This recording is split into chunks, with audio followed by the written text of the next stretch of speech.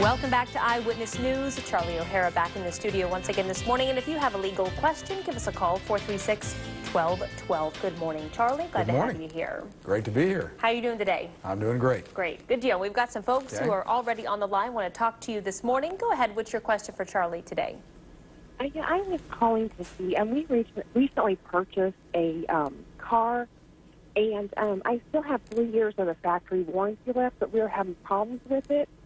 And the dealership is not wanting to work with us, and it'll be the 25th, and we've had the car for a month. Are we just stuck with the repair bill? Well, if it's a brand new car, which I take it is, when you have a brand new car, there's certain factory warranties that they're supposed to stand behind. If the dealership's not working with you, they're not doing what they're supposed to do. If it gets too bad, there's what we call a lemon law that comes into effect on a new car, and you can actually return that car and get another car. Now there's some specifics in the statute. It has to be pretty bad. It has to not be able to be repaired for a long, or has to be out of service for quite a few days, but there is a way to do that. If you're not getting something out of your dealership, I would recommend you try to get a hold of the factory and talk to them.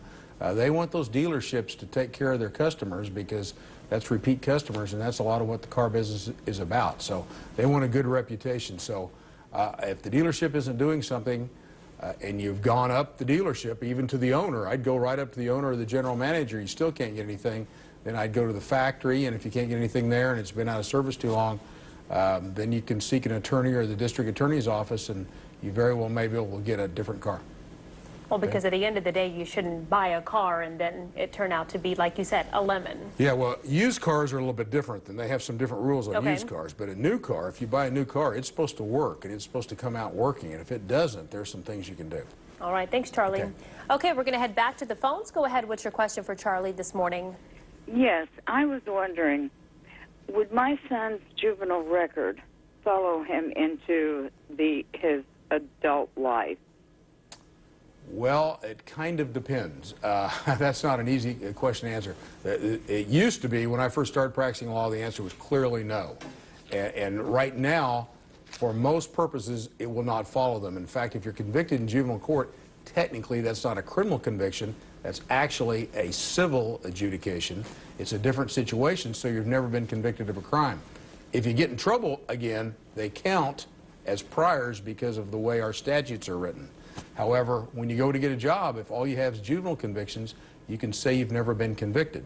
The problem that I've said before is now that we have the internet, people can go back and find all kinds of things. They very well may be able to find some of those, not all of them, some of them depending on when they happened and what happened.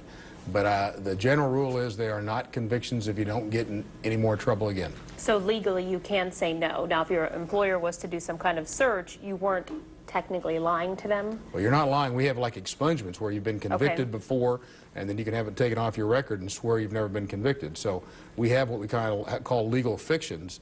So if you've been in juvenile court, you've technically not been convicted of a crime because it's technically not a crime. It's a juvenile adjudication, which is a little bit different. And that's kind of lawyer talk. But you can say you never had a conviction. I was going to say you're speaking a little Japanese to me this morning. Foreign language there. All right. That's why we have you here, Charlie.